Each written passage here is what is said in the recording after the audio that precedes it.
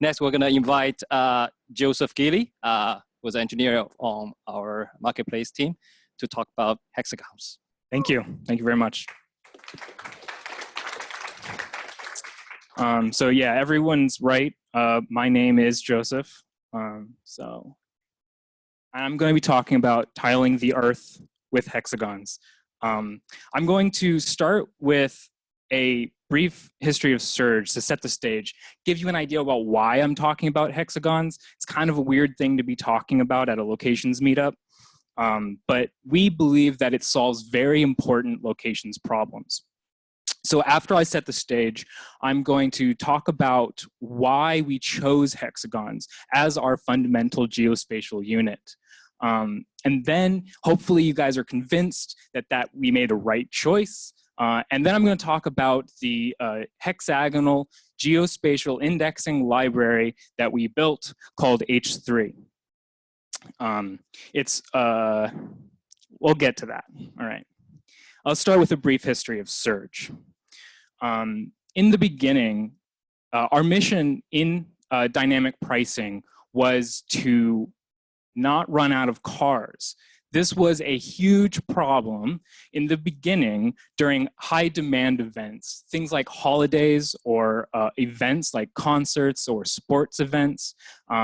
Demand skyrockets. And when demand skyrockets, riders are requesting a lot of cars. And as we are dispatching these cars, the supply of cars, the open cars available for dispatch, plummets. If it gets too low, then we've run out of cars. And as Brent said, that is against our mission. Our goal is to be as reliable as running water. And if there are no cars dispatch, we've failed. So this is our goal. Don't run out of cars. We introduced surge pricing. This was first introduced and did very well during New Year's Eve when we have city scale demand. Everyone's out partying, everyone needs rides, and so surge demand kicks in. It incentivizes drivers to come out on the road open and make themselves available for dispatching so that we can meet this spike in demand. And that worked, but it wasn't solving the problem entirely. It solved the problem at a city scale. And so what we really needed after that was to not run out of cars in neighborhoods with highly localized demand, like sports events or concerts or anything that is specific to locations or areas, even something as simple as rush hour where there's downtown and outskirts and suburbs. We need to be able to handle those demand spikes, make sure that we don't run out of cars in those areas.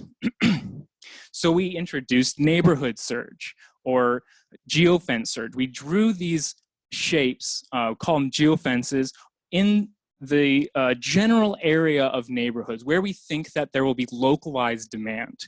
And then monitoring the supply of the open cars and the demand, riders requesting rides in these areas, we're able to identify neighborhoods that are in need of supply, open cars, right? So we can surge specific areas in a city. By doing this, we can inform drivers, and that's what I'm showing here. This is a driver app in 2014. We improved our design a little bit from the last slide. We needed to show drivers where there is demand. That way, the surge, informing them of the surge and where it is in these heat maps would allow them to position themselves to get these dispatches to multiply their earnings. And this worked. This worked very well for targeting these areas for open cars. And I built a simulation to prove that. We have 4 cars. They've seen surge. That's incentivizing. They come online, and what happens next? They go towards the surge. I mean, I really like that simulation. This is, fundamental proof. This works. No need to ask questions or anything about it. But it really actually didn't solve the entire problem. It helped, definitely. But we started seeing other patterns emerge with this solution. Things like, my driver canceled my ride this morning. But cancellations are kind of normal. It happens in every city. Things happen. The drivers are allowed to do that. That's not a problem. But what we saw was repeat cancellations for individuals. That's not normal. That's a little weird. And again, and we saw this happening specifically in areas. And in order to better understand what's actually happening here, let's go through another simulation. Here's San Francisco. Example, geofences, not real, don't ask me about it. We're showing kind of neighborhoods where we think there might be demand, right? So obviously, Soma, downtown San Francisco, high demand. People are going home, they need a ride home. We want cars to show up there. So we have a driver come online. Driver goes towards the surge. That's something we want to happen. But when we get a dispatch to the driver, they accept, but they see that the dispatch is happening from where they already were, in a non-surging zone. That's not the intention of the driver. If I were that driver, I would weigh my options here. I'd say, I really, really wanted that surge trip. My earnings are, that's what I really want to incentivize. Like, I want more earnings, so I want that surge trip. I would love to take this rider where they want to go, but I'm actually going to cancel. I'm going to wait for a surge trip. That's a bad experience for the rider. That's not something we want. And so what really is happening here is there's a surge cliff. We have a high surge in one area and an invisible line, and on the other side, low surge. This surge cliff creates a negative effect on the marketplace. We call it a boundary effect. This boundary effect is causing excessive cancellations in these areas. And so we thought, dang, we thought it was such a good solution, but we need something else. We don't like this, it's a bad experience. But it's not just bad for the riders, it's also bad for the drivers. Let's go back to another simulation. All right, we're the same driver. We've just canceled. We think that there's demand in this neighborhood. But the flaw here is we think it's well distributed because we've drawn this shape around the entire downtown area. In reality, Dreamforce just got out. Everyone's at the Moscone Center. The driver does not know that and just hangs out, waiting. Where is this demand? I was shown demand. I want that surge. There's no demand. That's a bad experience. Call that phantom demand. There is demand, but it's not right where they think it is or where we've shown it. That's problematic. We're unintentionally misleading expectations here. They're expecting a high time to dispatch, they're expecting rides, and they're expecting it to be multiplied. And we don't meet those conditions. And that's bad. We don't like that. So this is a problem, and we're like, okay, well, we really need to solve this problem, but it gets worse. Cities are super complicated. We could draw these neighborhoods smaller, right, to better circle the demand, better represent areas that we think are particularly susceptible to this. But cities are big. They're really big. They're really complicated. And we can solve this problem. We can do this. But do we really want to do it for hundreds of cities around the world? That's an expensive problem. That's time-consuming and very manual. And it's solving it once. We would have to continuously update and draw these geofences as conditions change and so forth. There's actually a few more things, but we got it, right? We got the picture. We need to change something. What do? We have boundary effect, we have phantom demand, and scalability issues. Okay, it's a big problem. So we take a step back and we think about, neighborhoods made sense at a big picture.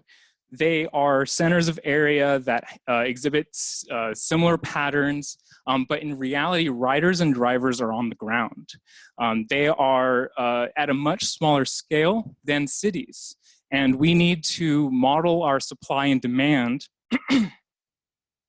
indexing systems to match that. We need to understand what's happening at a small scale.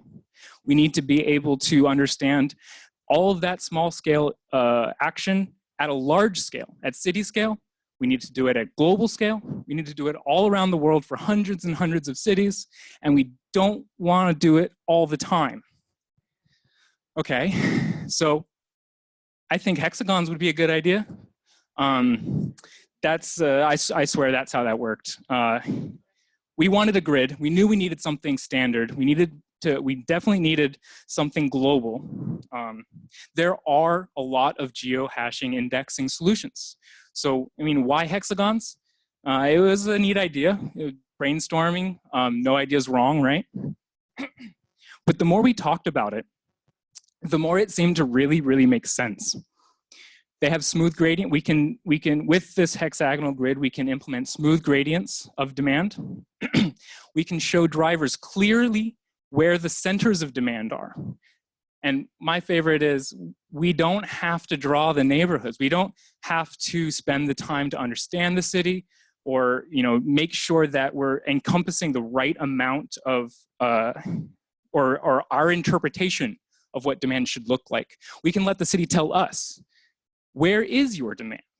Where is where do we need to send cars? Where are the needs for supply?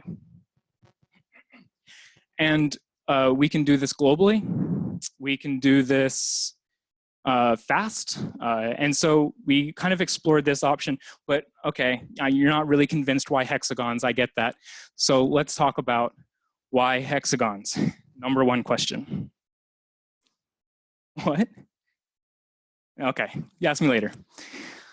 Let's talk about grids first. So in order to understand why hexagons, let's talk about why grids, or what type of grids we have to work with.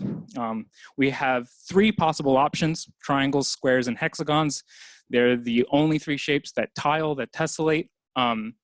These are our options: triangles, squares, hexagons. Okay, how do we choose?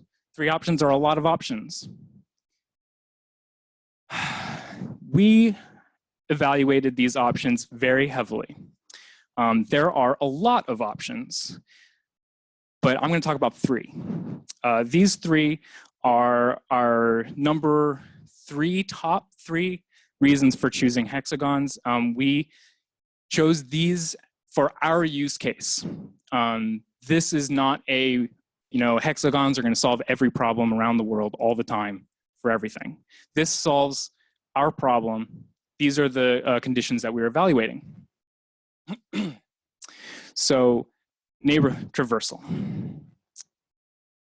If we are in a cell, in any of these grids, pretend we are a rider or a driver on a road, we're walking along or changing or driving or whatever, we need to be able to go from one cell to another cell. We need to do this efficiently.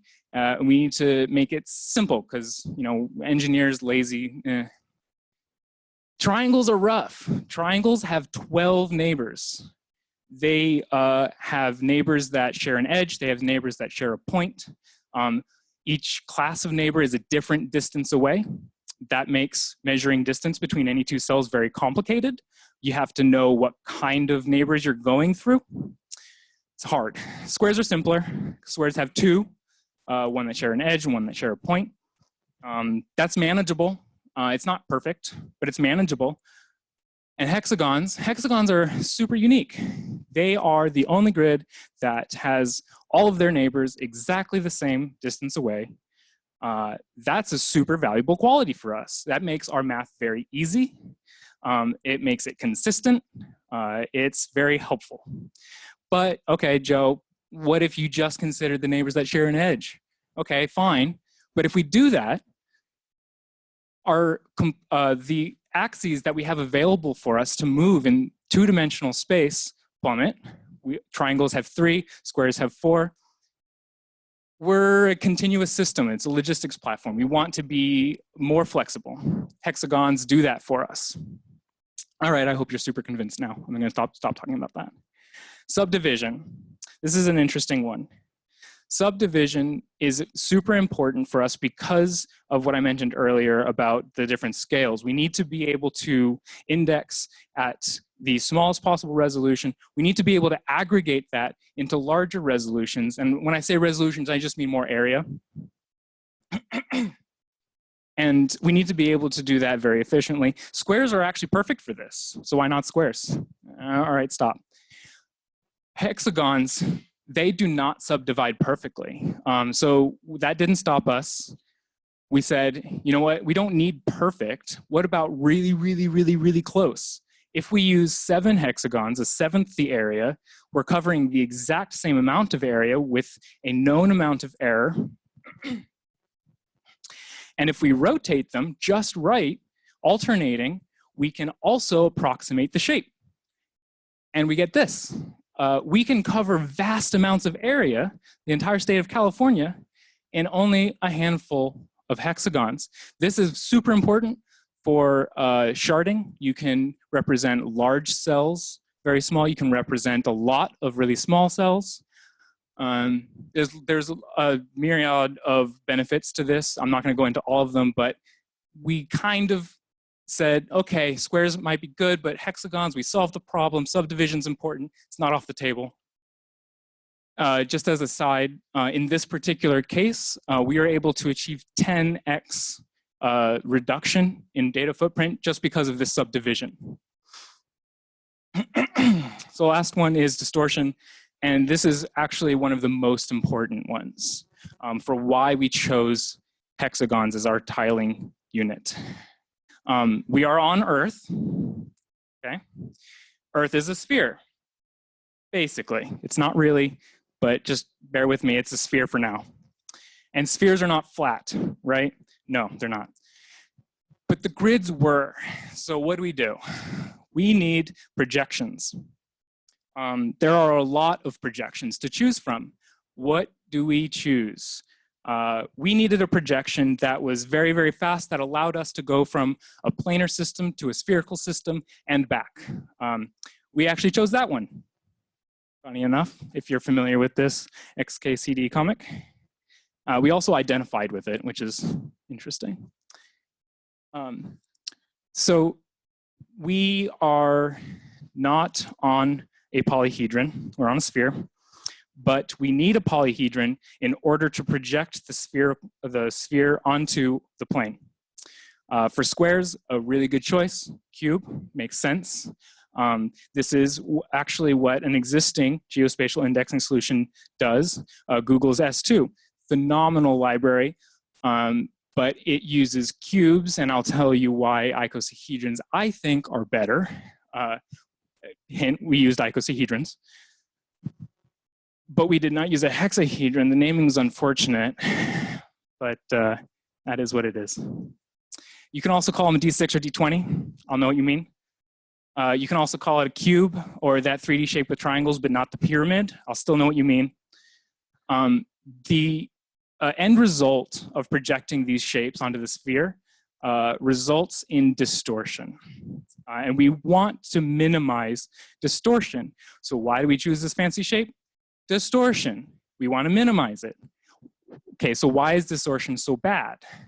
For a cube, we are taking the spherical surface, we're projecting it onto a plane. You can do some other fancy nonlinear transformations to kind of counteract it, but you can't make it perfect. You can, but not really, it's just super hard. For an icosahedron, the benefit here is we are not projecting the sphere onto a much larger plane. We're reducing the size, the amount of, rather the angle. We're reducing the angle, the maximum angle that you have to project. Basically, the larger the angle you're projecting with this particular projection method, the more distorted. So smaller, better. With an icosahedron, we can get that. We can also apply the same nonlinear transformation to achieve even better results. So that's not unique to squares. But another important piece of information about icosahedrons is the orientation that we chose. I mentioned we chose the Dymaxion projection. That's an overloaded term. That actually means multiple things. It not only refers to the usage of an icosahedron to project the Earth onto it, it also is the orientation of the sphere and the shape in a very, very special way. All of the vertices of the icosahedron are in water. That's special. That's super special that there's only one known way to do that. One, for an icosahedron and the Earth, there's one way to orient it so that all the vertices are in water. Why do we want the vertices in water? I said, we want to minimize distortion. With the vertices represent the maximum angle that you're projecting. And so even though it's a smaller angle than a cube, we want those off the land surface, the surfaces that we're using for indexing. This is just a kind of a little bit of a hack to get less distortion in a practical way. Why is this important for us? Distortion, for example, where we are right now, I've indexed us into a Google S2 cell and an H3 cell. Google's S2 cell is a square. It doesn't look square, but it is. H3's cell is a hexagon. It looks like a hexagon. That's because we minimize distortion. The same cell size, indexed in Amsterdam, is much further away. It's on a different spot on Earth. It's an entirely different shape on S2 because of the distance away from the center of the plane that we projected. Now, this doesn't mean a lot for when you want to maintain consistent area represented by a cell, but it is important for us because we were displaying this information. We wanted to use it for visualization. Hexagons are a really useful visualization tool.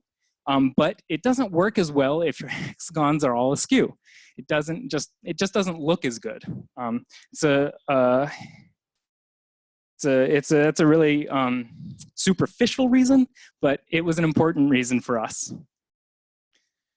Okay, so do you believe me now that hexagons are a pretty interesting usage of indexing units? All right, I hope so. Why hexagons? Let's talk about what we built. We built a library that allows us to index into these cells very, very efficiently because of the various traits about the hexagonal cells, about the projection methods that we chose, and just because hexagons are pretty cool. So this is the Earth with the icosahedral faces projected onto it, combined with the I'm pretty sure 122 base cells laid on top of that. And they're pretty nicely aligned. But if you're astute, you've noticed they're not all hexagons. There are 12 pentagons. That's because you can't tile a sphere with hexagons. You can tile a sphere with hexagons and 12 pentagons. Pentagons are just hexagons without one side. That's my answer. And that's actually what we did. In the library, we've treated pentagons as hexagons. It's just missing a whole chunk of traversable space. And by missing that chunk, we can mathematically represent it as a hexagon. In the grid, we can visually represent it as a pentagon for the sphere. Neat. Subdivision. We are going down to 555. We can index with this library an area of 1 square meter, or the entire surface of a plane of the icosahedron. That's pretty cool. We can do that all over the world. That's even cooler. That is a little bit about the H3 library that we built in order to solve the problems we were seeing with the geofence or neighborhood-based search. We got smooth gradients, we got clear center of demand, and we got dynamic neighborhoods. And we got a really cool library that allows us to do all sorts of other things. We have reused this library for a bunch of different tools, a lot of really nifty visualizations. We use it for, we don't use it for traffic analysis, but you can. We don't use it for geospatial sharding, but you can. We do use it for geographic visualizations. There are lots of things you can use it for. The government uses very similar models to do weather pattern analysis. We believe you could do that faster with H3.